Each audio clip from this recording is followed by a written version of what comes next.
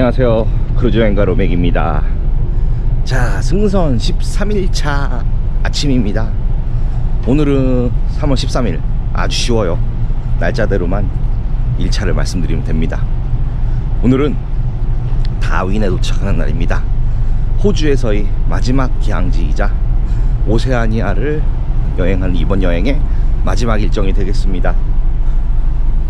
시간이 참 빨리 갑니다. 벌써 13일이 지났고, 보통 제가 이제 주로 타는 일정이 리포지셔닝을 하던 뭘 하던 14일짜리가 제일 많은데, 이제 그걸로 치면 하루밖에 안 남은 거예요. 그 정도로 시간이 정말 빠르게 지나갑니다. 하루하루가 되게 재밌습니다. 근데 어제는 진짜 맨날 너무너무 피곤하게 놀아서 한 3시간 낮잠 좀 잤고요. 어제 뭘 했냐, 우리 한국분들하고 같이 또 저녁을 먹었습니다. 이 배에 타고 있는 모든 한국분들, 그리고 하와이 이모님의 남편 니가하고 같이 식사를 했습니다. 저녁 식사를 했고, 저녁 식사 이후에도 아이고 계속 성애가 끼네 이게. 아이고 이러면 안 되는데. 굿모닝.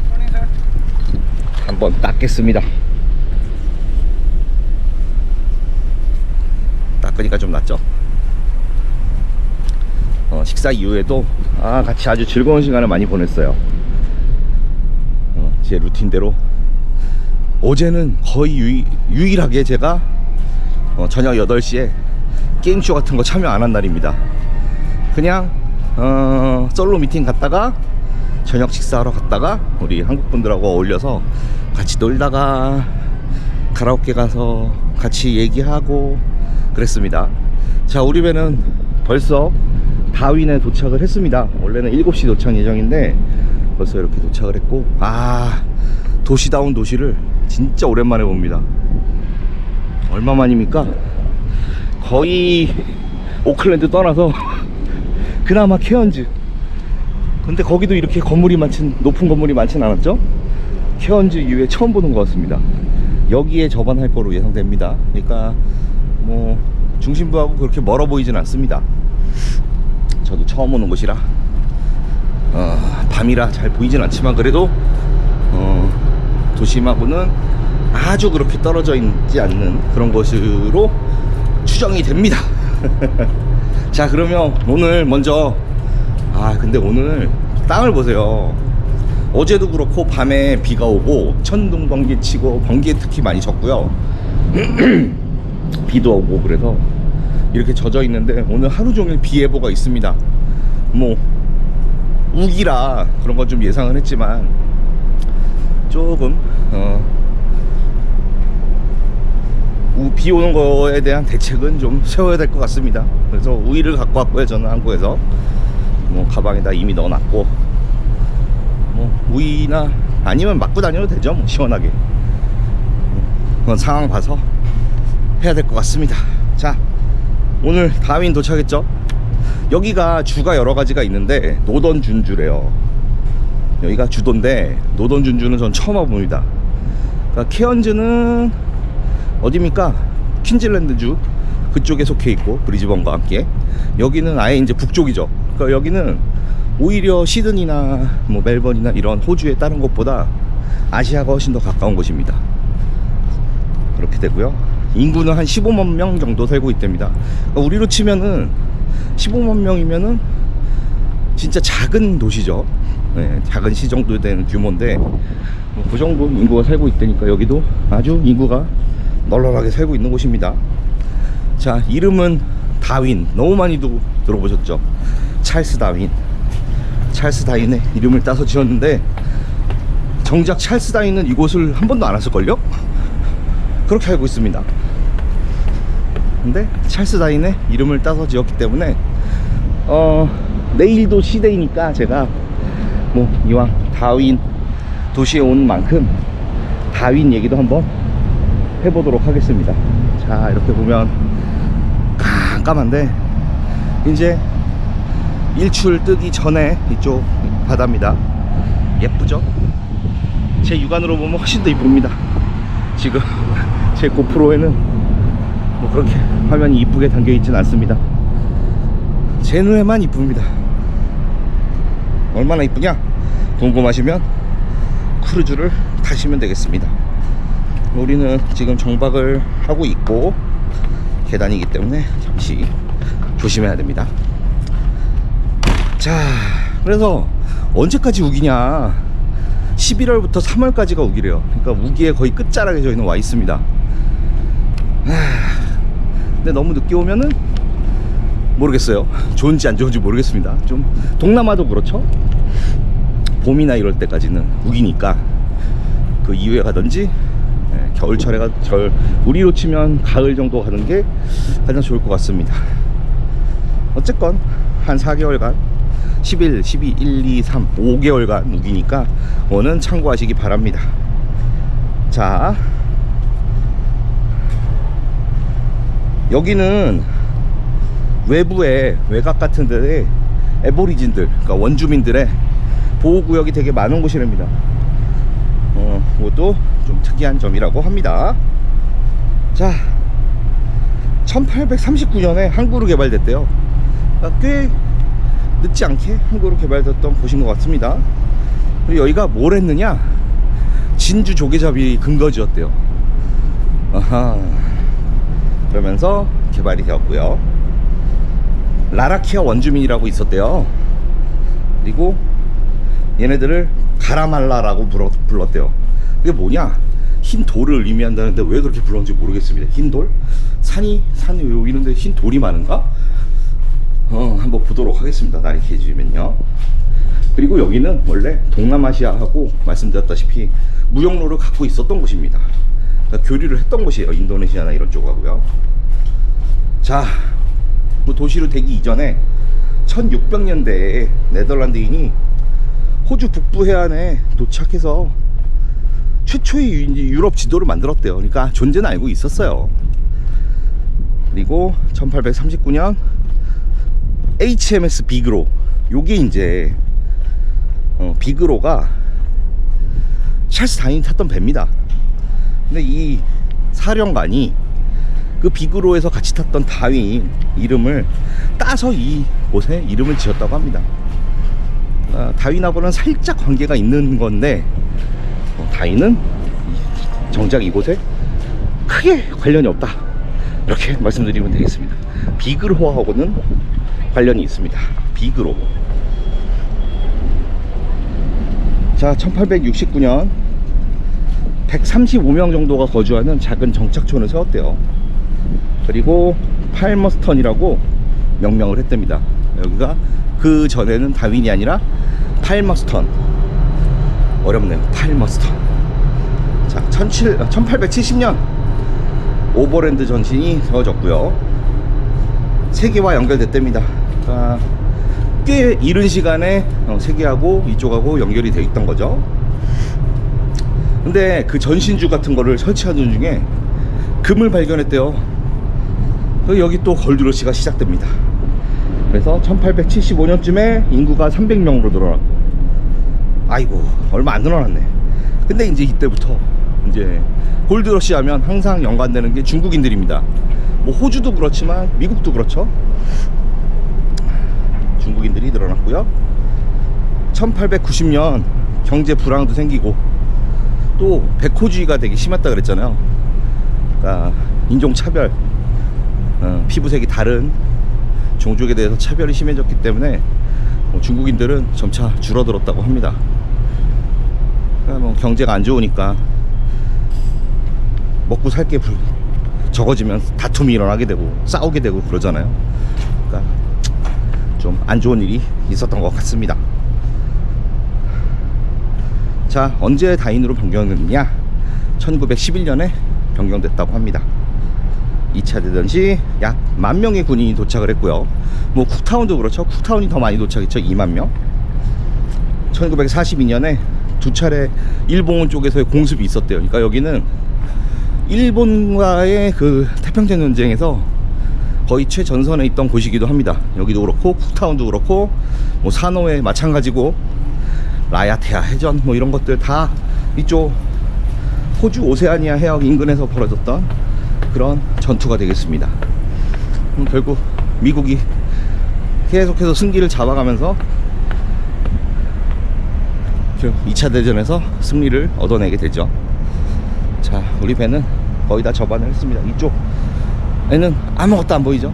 밤입니다. 이쪽은 깜깜한 밤. 이쪽은 이제 아까보다는 더 색깔이 환해지고 있어요. 이뻐지고 있죠. 무지개색 빛깔의 하늘입니다. 예, 예쁜 하늘에 구름이 검은색으로 있어서 아주 이쁘게 보이죠. 자, 또 계단이기 때문에 내려가겠습니다.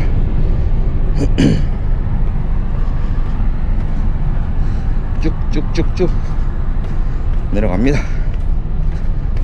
자, 내려갔습니다. 자, 그래서 진주만보다 훨씬 더 많은 폭탄을 투하했대요, 일본이. 실질적으로 얼마나 치열했는지 폭탄 양으로도 그렇습니다. 진주만 때도 피해가 컸는데 여기는 그나마 하와이보다는 사람이 적게 살았겠죠. 그래도 많은 폭탄을 투하했다라는 얘기죠. 자, 이제 그러고 2차 대전이 끝났어요. 근데 1974년에 태풍이 한 번 또 온답니다. 그래서 건물의 70% 이상이 파괴가 됐대요. 그러니까 여기도 사이클론이 엄청 심한 거예요. 저희가 항로를 변경했던 이유도 태풍 때문이죠. 그리고 쿡타운도 그렇고 여기도 그렇고 태풍의 피해를 받은 곳입니다. 아하. 자, 기네스에 오른 게 있대요. 뭐냐면 여기 호주 항공사가 퀀타스 항공이 제일 유명하잖아요. 그때 사람들을 실어 날았대요. 그때 비행기에다가 엄청 많은 사람들을 태워서 이동을 시켰는데 그게 기네스북으로 등재가 되어 있다고 합니다. 그 정도로 피해가 심각했던 것 같아요. 자, 노던 테리토리 박물관이 유명하고 아쿠아씬, 오스트랄리안 에비에이션 헤리티지 센터, 밀리터리 박물관, 판니베이골, 카카두 국립공원. 카카두 국립공원이 여기서 유명하죠. 가면 좋겠는데 조금 거리가 떨어져 있는 것 같긴 합니다. 카카두 국립공원도 유명하고 리치필드 국립공원. 여기 국립공원들이 많아요. 그러니까 또 자연 같은 거 아마 또 열대 우림 같은 거 뭐 그러지 않겠습니까? 비슷비슷할 것 같은데요. 그런 것들이 있고요. 그 다음에 캐서린 협곡 등의 볼거리가 있다고 합니다. 그러니까 역시나 여기도 뭐 2차 대전이라든지 그런 역사를 담은 박물관 같은 것들, 그 다음에 자연들, 이런 것들을 느낄 수 있는 곳입니다. 그러니까 호주는 다 비슷비슷한 것 같아요. 제가 보기에는 큰 차이점이 없습니다. 별로. 뭐 시드니나 멜번 정도 가야 이제 도심에서 어느 정도 이제 뭐 그런 걸 느끼고, 대부분 이거 봐요. 경계 치는 거 보셨죠? 어제도 하루 종일 일했습니다. 하지만 비는 안 옵니다 지금 여기. 근데 오겠죠 곧. 호주는 솔직히 개인적인 의견을 말씀드리면 호주, 아프리카 서부, 동부는 안 가봐서 모르겠습니다. 썩 그다지 비슷비슷하고 재미가 크게 없습니다. 제 개인적인 생각입니다. 물론 크루징은 재밌습니다. 근데 내려서 기항지 투어나 관광하는 게 약간 제 기준에는 못 미친다, 비슷비슷하다. 뭐 남태평양 카리브해 섬도 마찬가지예요. 비슷비슷합니다. 참고하시면 좋겠고요. 10월에서 5월까지는 상자해파리가 있는데 여기만 있는 게 아니죠. 여기만 있는 게 아니죠. 케언즈에서도 봤죠? 무시무시한 상자해파리들. 걔네들은 진짜 치명적인 독을 갖고 있기 때문에, 그러니까 여기 그런데 라군 같은 게 있을 거예요. 또 당연히 여기 다이내도 있겠죠. 물에는 들어가시면 위험합니다. 아주 제한적으로 들어갈 수가 있을 겁니다. 그리고 조류 관찰지로 유명하대요. 그리고 뭐 개구리, 파충류, 뱀들도 많고요. 호주도 참 여러가지 뭐 양서류라든지 파충류 이런 애들 많죠. 자, 크루즈는 어디에 했냐, 정박을 하느냐, 포트윌 워프에 정박을 한답니다. 포트윌 워프 다윈 크루즈 터미널, 정식 명칭은요. 여기가 이제 그곳이 되겠습니다. 저반 끝냈습니다. 벌써 보세요. 여기 저반 끝냈죠? 이제 배만 묶어두면 됩니다. 금방입니다. 도심에서 도보로 15분 거리, 그러니까 조금 거리가 있어 보이긴 하지만 한 1km 정도 되는 거리만 걸어가면은 여기 중심부에 다다를 수 있고요. 도심에서 택시를 타면은 한 $8 정도 되면은 택시를 이용해서 도심까지 갈 수 있다고 합니다. 그리고 여기 셔틀버스가 있는데 3시간 동안 $2 정도 지불하면은 이용할 수 있다고 하니까 버스를 이용하실 분들은 그렇게 해도 되고, 뭐 건강하신 분들, 걷는 거 좋아하시는 분들은 뭐 저기까지 걸어가는데 뭐 15분 정도 되니까 그렇게 걸어 다니시면 되겠습니다. 그리고 종일권 버스 같은 거, 셔틀 같은 거 있잖아요. $5랍니다. 셔틀은 2시간 동안 유효한 게 $2라고 말씀드렸죠. 종일권 같은 거 끊어도 아주 그렇게 비싸진 않으니까 여유있게 여행을 하셔도 될 것 같고요. 실질적으로 도심으로 가면은 여행이 어렵지가 않답니다. 다 도보로 가능하기 때문에 뭐 그렇게 하시는 것도 추천드립니다. 만약 제가 다시 이쪽 다윈에 온다 그러면은 저는 쇼 익스커션, 뭐 카카도 국립공원이나 뭐 이런 캐서린 협곡이나 이런 데 가는 거 아니라면은 저는 도보 여행을 할 것 같습니다. 그리고 뭐 다른 데도 마찬가지예요. 다른 데도 그렇게 할 계획입니다. 호주에서는요. 자, 그렇고 오늘 저는 뭘 할 거냐, 역시나 안 빼먹고 선사기항지 투어를 할 겁니다. 그래서 잠시 후 식사를 하고 9시 한 15분쯤 그쯤 가서 스타더스트 시어터에서 아마 대기했다가 출발할 거고요. 10시 정도부터 시작할 거니까 뭐 긴 건 아니면 한 4-5시간 정도 되는 투어니까 충분히 시내 투어고 역사 박물관이라든지 뭐 이런 데를 돌아다니는 겁니다. 근데 이번 여행은 너무 역사 위주로 다닌 것 같아요. 쿡타운 박물관도 갔죠. 에어리 비치 있는 데도 갔죠. 그래서 뭐 그렇게 특별할 것 같진 않은데, 다만 희망하는 거는 전쟁 박물관을 한번 가봤으면 좋겠습니다. 여기가 그래도 2차 대전에서 꽤 중요한 역할을 했던 도시이기 때문에 2차 대전 관련한 것들, 전시되어 있는 것들을 좀 보고 싶은 게 제 개인적인 생각입니다. 모르죠, 또 다른 재밌는 게 있을 수도 있고, 시간이 된다면 시내에서 좀 머무르다가 배에 들어올 수도 있는데 모르겠습니다. 좀 애매할 것 같습니다. 시간이 최대한 상황을 보고서 배로 빨리 들어오던지, 아니면 충분히 육지 여행을 한 다음에 크루즈로 돌아올지는 그때 가서 결정하도록 하겠습니다. 그러고 나서는 뭐 제가 선내 일정이나 이런 것들은 다시 영상으로 업로드를 하겠습니다. 어쨌건 13일 차고 호주에서의 마지막 일정, 2심도 버리는 날인데 2심을 1기가도 안 썼어요. 너무 조금 썼습니다. 다행히 5기가짜리 작은 걸 샀기 때문에 좀 덜 아깝긴 하지만 중간중간에 막 여행하다가도 버지니아 누님하고 놀다가 인스타 같은 거 업로드하는 것도 깜빡하고 텐더 오면 또 안 터지더라고요. 그러다 보니까 인스타도 업로드가 좀 늦고, 라이브 스트림도 한번 해보고 싶었는데 뭐 이상하게 바빴어요.